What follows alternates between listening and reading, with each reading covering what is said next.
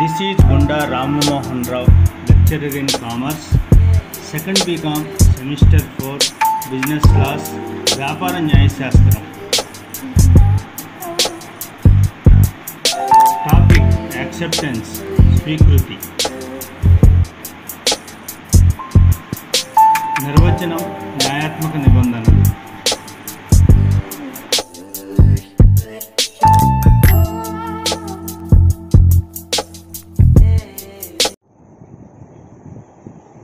Dear students, how are you? ముందుగా మా YouTube channel GRM రావు e-learning సెంటర్కు స్వాగతం. డియర్ స్టూడెంట్స్, ఈరోజు సెకండ్ బీకామ్ విద్యార్థులకి బిజినెస్ లా అనే సబ్జెక్ట్లోని ఒక టాపిక్తో మీ ముందుకు రావడం జరిగింది.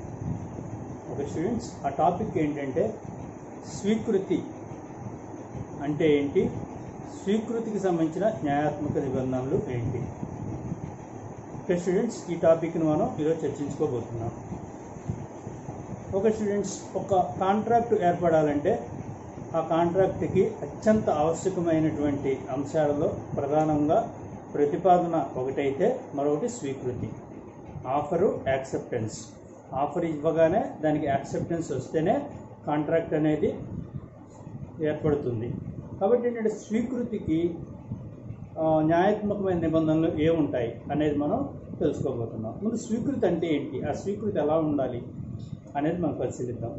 అది స్వీకృతిని ఒక నిర్వచనం ఏంటంటే ప్రతిపాదించబడిన వ్యక్తి తన అంగీకారాన్ని తెలియచేయగానే కాంట్రాక్ట్ ఏర్పాటు అనేది పూర్తవుతుంది అనేది ఫస్ట్ పాయింట్. రెండోది ఏంటంటే స్వీకృతికి సంబంధించిన నిర్వచనం కాంట్రాక్ట్ చట్టం 1872 సెక్షన్ 2 సబ్సెక్షన్ బిలో మరి స్వీకృతి అన్నదానికి ఒక నిర్వచనాన్ని ఇవ్వటం జరిగింది.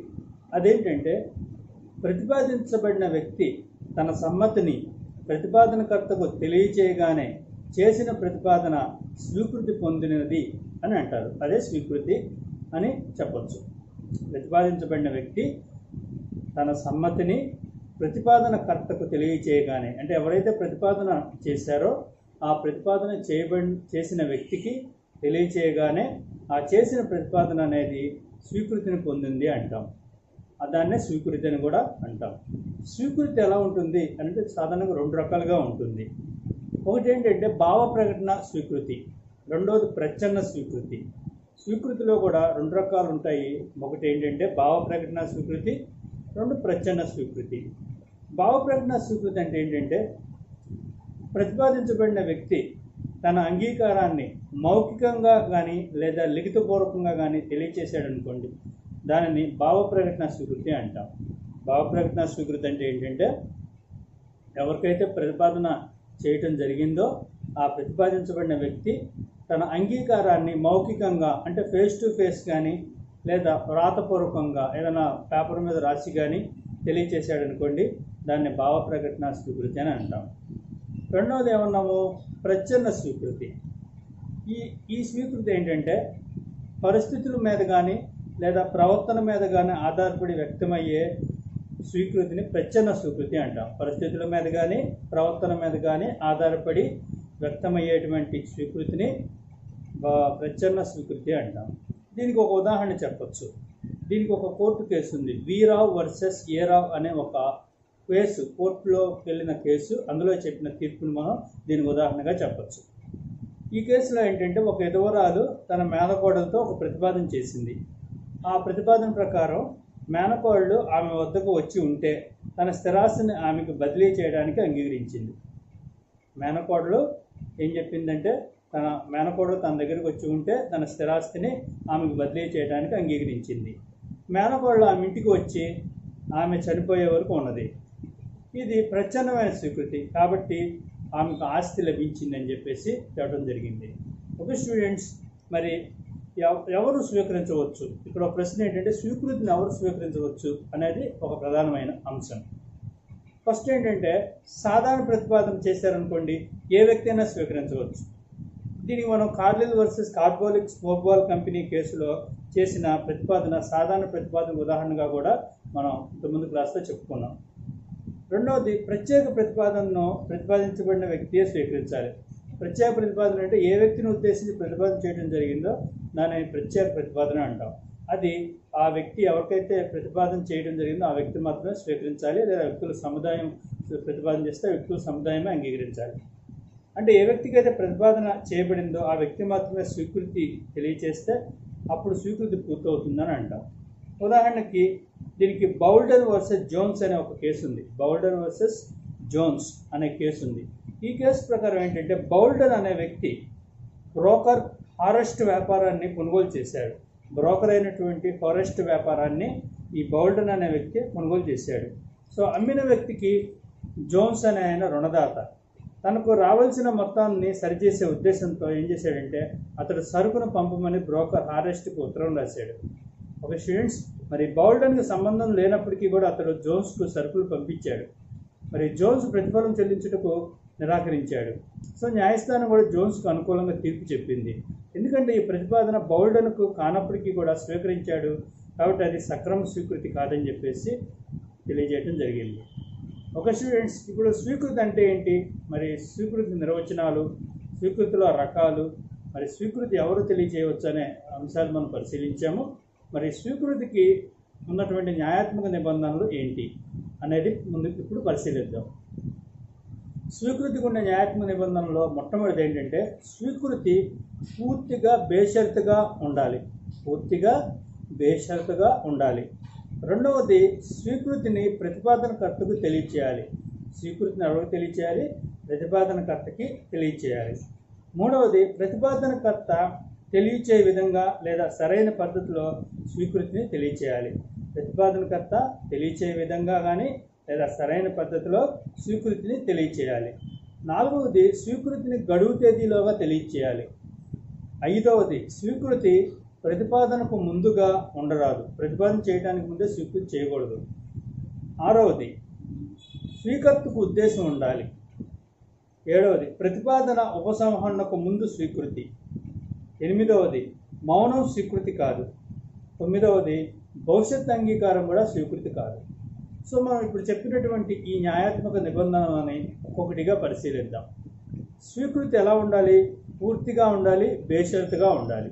ఓకే స్టూడెంట్స్, దీనికి సంబంధించి సెక్షన్ 7 సబ్సెక్షన్ 1లో ఏం చెప్పారంటే స్వీకృతి అనేది పూర్తిగా బేషరతుగా అంటే షరతులు ఏమీ ఉండకుండా ఉండాలి.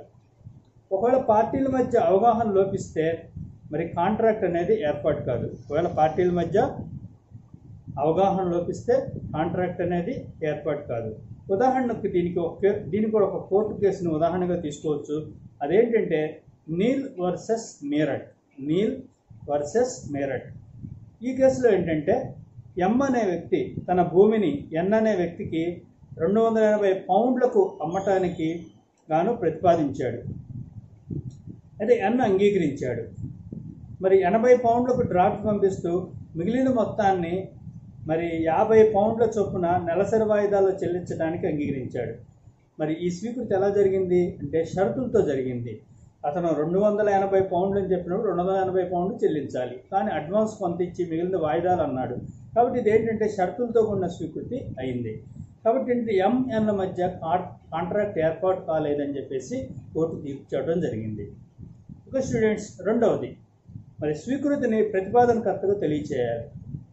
చూడండి, మానసిక అంగీకారం అనేది స్వీకృతి కాదు. నువ్వు మనసులో అంగీకరించాను అని చెప్పినంత మాత్రాన అది స్వీకృతి కాదు.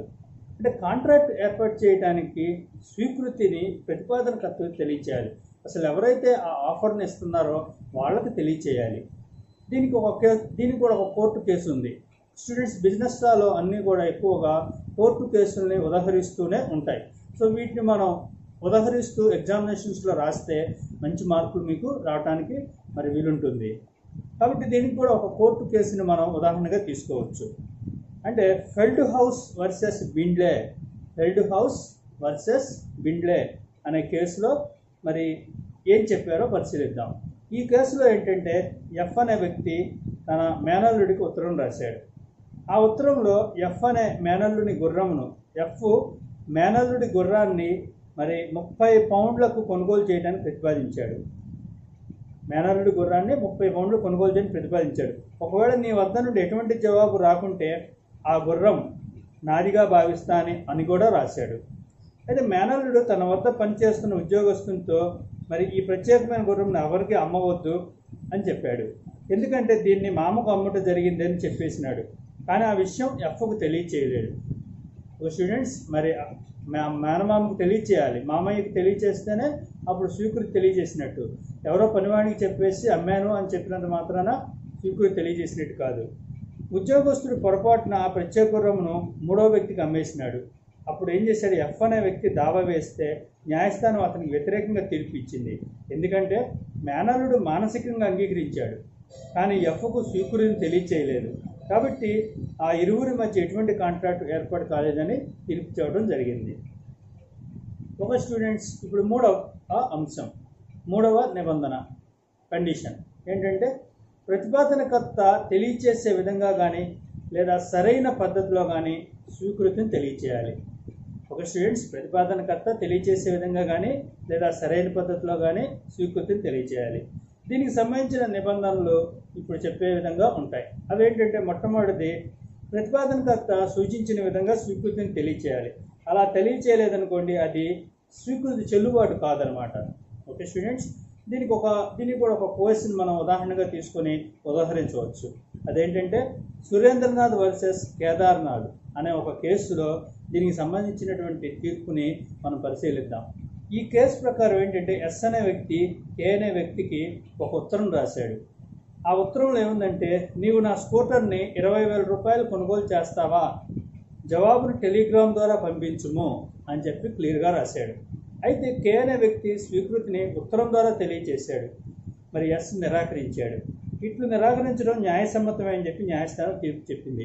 ఎందుకంటే అతను టెలిగ్రామ్ ద్వారానే స్వీకృతి తెలియజేయమన్నాడు, ఇతను మళ్ళీ ఉత్తరం రాశాడు. కాబట్టి అలా స్వీకృతిని అతను అంగీకరించలేదు, ఆ స్వీకృతిని అతను కన్సిడర్ చేయలేదు. ఎందుకంటే అతను స్వీకృతి ఎలా చెప్పమని అడిగాడో అలానే తెలియచేయాలి, అప్పుడే ఆ కాంట్రాక్ట్ అనేది న్యాయసమ్మతం అవుతుంది. రెండవది, దీనికి ఇంకొక పాయింట్ ఏంటంటే, ఒకవేళ తెలియచేయకుంటే సముచితమైన లేదా సరైన పద్ధతిలో వ్యక్తపరచాలి. మరి మూడవది, పద్ధతిని తెలియచేసినప్పటికీ కూడా ప్రతిపాదించబడిన వ్యక్తి వేరే విధంగా తెలియచేసినప్పుడు ప్రతిపాదనకర్త సముచిత కాలంలో తన నిరాకరణను అతనికి తెలియచేయాలి. తను చెప్పిన పద్ధతిలో కాకుండా వేరే పద్ధతిలో తెలియజేసినప్పుడు తనకి ఇష్టం లేనప్పుడు దాన్ని వెంటనే తెలియచేయాలి, సముచితమైన టైంలో తెలియచేయాలి. ఒకవేళ అడిగిన విధంగా తెలియచేయమని కోరవచ్చు కూడా. ఒకవేళ నువ్వు ఇలానే నేను అడిగినప్పుడు పంపించలేదు, ఇప్పుడు ఇలా పంపించమని కోరవచ్చు కూడా. మరి ఎటువంటి జవాబు రాలేదనుకోండి, స్వీకృతిని అంగీకరించగానే భావించడం జరుగుతుంది. దీనికి కూడా మనం ఒక ఉదాహరణ తీసుకొని చెప్పచ్చు. అదేంటంటే, ఏ అనే వ్యక్తి బి అనే వ్యక్తితో ఒక ప్రతిపాదన చేశాడు. ఏంటంటే, తన స్వీకృతిని టెలిగ్రామ్ ద్వారా తెలియచేయమని అడిగాడు. బిఏ స్వీకృతిని ఉత్తరం ద్వారా తెలియచేశాడు, అందుకు ఏ నిరాకరించలేదు. కాబట్టి ఇలా స్వీకృతిని ఉత్తరం ద్వారా తను చెప్పిన పద్ధతిలో కాకుండా వేరే పద్ధతిలో తెలియజేసినప్పటికీ ప్రతిపాదనకర్తకి సమ్మతమైందనుకోండి, అప్పుడు అది సక్రమమైన స్వీకృతి అవుతుంది. కాబట్టి ఈ ఉదాహరణలో కూడా ఇది సక్రమమైన స్వీకృతి అని చెప్పేసి తెలియజేయడం జరిగింది. నాలుగవది, స్వీకృతిని గడువు తేదీలోగా తెలియచేయాలి. ఒక స్టూడెంట్స్, మరి గడువు తేదీ ఏమన్నా ప్రతిపాదనకర్త తెలియచేసి సూచించాడు అనుకోండి, ఆ గడువు తేదీని సూచించినప్పుడు ఆ తేదీలోగానే సరైన సమయంలో స్వీకృతిని తెలియచేయాలి. ఉదాహరణకి Rams gate Victoria hotel versus మోంటీ fire అనే ఒక కేసు ఉంది. ఆ కేసులో దీనికి మరి తీర్పు ఏం చెప్పారో పరిశీలిస్తే దాన్ని మనం ఈ పాయింట్కి ఉదాహరణగా చెప్పచ్చు. ఇందులో ఒక అతను ఏం చేశాడంటే, వాటాలను కొనటానికై ఒక కంపెనీకి దరఖాస్తు చేసుకున్నాడు. మరి నిర్ణీత తేదీ తర్వాత కంపెనీ అతనికి వాటాలను కేటాయించింది. మరి తన ప్రతిపాదనకు సరైన సమయంలో స్వీకృతి రాలేదని చెప్పేసి అతను వాటాలను తీసుకోవడానికి నిరాకరించాడు. న్యాయస్థానం కూడా అతనికి అనుకూలంగానే తీర్పునిచ్చింది. కాబట్టి ఈ స్వీకృతిని మరి గడువు తేదీలోగా తెలియచేయాలి, తర్వాత తెలియచేసిన దాన్ని మనం అంగీకరించాల్సిన అవసరం లేదు. ఐదవది, స్వీకృతి ప్రతిపాదనకు ముందుగా ఉండకూడదు. స్టూడెంట్స్, మరి ప్రతిపాదనకి ముందు స్వీకృతి ఉంటే అది సరైన స్వీకృతి కాదు, మరి కాంట్రాక్ట్ ఏర్పాటు కాదు కూడా. ఉదాహరణకి దీనికి మనం ఒక ఉదాహరణ కూడా తీసుకొని చెప్పచ్చు. దరఖాస్తు ఇవ్వకుండా కూడా కంపెనీ ఒక వ్యక్తికి వాటాలను కేటాయించింది అనుకోండి, అతను ఆ తర్వాత వాటాలకు దరఖాస్తు ఇచ్చినప్పుడు గతంలో జరిగిన కేటాయింపుకు సంబంధించిన విషయం అతను తెలియలేదు అనుకోండి, మరి దరఖాస్తుకు ముందుగా జరిగిన కేటాయింపు సరైన స్వీకృతి కింద రాదు. సో దరఖాస్తు చేసిన తర్వాత కేటాయించిన వాటాలే సరైన స్వీకృతి అవుతుంది. నెక్స్ట్ ఆరవది, స్వీకర్తకు ఉద్దేశం ఉండాలి. సో స్టూడెంట్స్, వాగ్దానం యొక్క నిబంధనలన్నీ కూడా పూర్తి చేయడానికి స్వీకర్తకు ఉద్దేశం ఉండాలి. నువ్వు అమ్ముతావంటే నేను కొంటాను అని ఊరికే ఉచ్చులుడిగా మాట్లాడుకోవటం కాకుండా, అదేదో సరదాగా చెప్పేది కాకుండా ఉద్దేశం ఉండాలి. ఆ కొనటం అనేది నిజంగా చేయాలి, చేసే ఉద్దేశంతోనే ఉండాలి. అప్పుడు అలా లేదనుకోండి, అది సరైన స్వీకృతి కాదు అని నిబంధన. నెక్స్ట్ 7వ నిబంధన ఏంటంటే, ప్రతిపాదన ఉపసంహరణకు ముందు స్వీకృతి తెలియచేయాలి. ప్రతిపాదన ఒకవేళ ఉపసంహరించబడవచ్చు, కొన్నిసార్లు ఆఫర్ని క్యాన్సిల్ చేసుకోవచ్చు. ఒకవేళ ఆఫర్ తనకు ఆ స్వీకృతి తెలియచేయాలనుకుంటే అతను ఆఫర్ క్యాన్సిల్ చేయడానికి ముందే తన స్వీకృతిని తెలియచేసేయాలి. సో క్యాన్సిల్ చేశాక స్వీకృతి తెలియచేసిన అతను అంగీకరించవచ్చు, అంగీకరించకపోవచ్చు. నెక్స్ట్ 8వది మౌనం స్వీకృతి కాదు. ఓకే స్టూడెంట్స్, ఇది చాలా ఇంపార్టెంట్ పాయింట్. ఇది ఒక ముఖ్యమైన నిబంధన. ప్రతిపాదించబడిన వ్యక్తి యొక్క మౌనాన్ని స్వీకృతిగా భావించడానికి న్యాయశాస్త్రంలో అవకాశం లేదు. ఎందుకంటే మౌనం అంగీకారం కాదు. ఉదాహరణకి దీనికి ఒక ఉదాహరణ తీసుకొని చెప్పచ్చు. ఏంటంటే, ఏ అనే వ్యక్తి బి అనే వ్యక్తికి ఉత్తరం రాస్తూ, నా కారుని 50,000 రూపాయలు కొనుగోలు చేస్తావా అని అడిగాడు. ఒక వారంలో నీవు జవాబు ఇవ్వలేదనుకో, నీవు స్వీకరించినావని భావిస్తానని చెప్పేసి అన్నాడు. సో బి జవాబు రాయలేదు, మరి వారిద్దరి మధ్య కాంట్రాక్ట్ ఏర్పాటు కాలేదు అని చెప్పేసి చెప్పడం జరిగింది. సో 9వ నిబంధన, భవిష్యత్ అంగీకారం కూడా స్వీకృతి కాదు. ఓకే స్టూడెంట్స్, మరి భవిష్యత్తులో అంగీకరించడానికి ప్రస్తుతం ఒప్పందం ఏర్పాటు చేసుకుంటే అది కాంట్రాక్ట్ కాదు. నేను భవిష్యత్తులో పలానా నువ్వు ప్రతిపాదన చేయి, నేను అంగీకరిస్తానంటే భవిష్యత్తు స్వీకృతి కూడా, మరి భవిష్యత్తులో అంగీకరించే విషయం కూడా స్వీకృతి కింద రాదు. దీనికి కూడా ఒక న్యాయస్థానం తీర్పు చెప్పిన కేసు ఉంది, దాన్ని మనం పరిశీలిద్దాం. అదేంటంటే మానిటరీస్ గ్యాస్ కంపెనీ వర్సెస్ వ్యానే. ఈ కేసులో ఏంటంటే, ఒక కంపెనీ వి అనే వ్యక్తితో ఒప్పందం ఏర్పాటు చేసుకుంది. ఆ ఒప్పందం ప్రకారం వి యొక్క కాంట్రాక్ట్ పూర్తయిన తర్వాత నవీకరణకు సంబంధించినటువంటి వి యొక్క దరఖాస్తును కంపెనీ సానుభూతితో పరిశీలించును. ఇది భవిష్యత్తు అంగీకారానికి సంబంధించిన స్వీకృతి కాబట్టి ఇక్కడ కాంట్రాక్ట్ ఏర్పాటు కాలేదని చెప్పేసి తీర్పు చేయడం జరిగింది.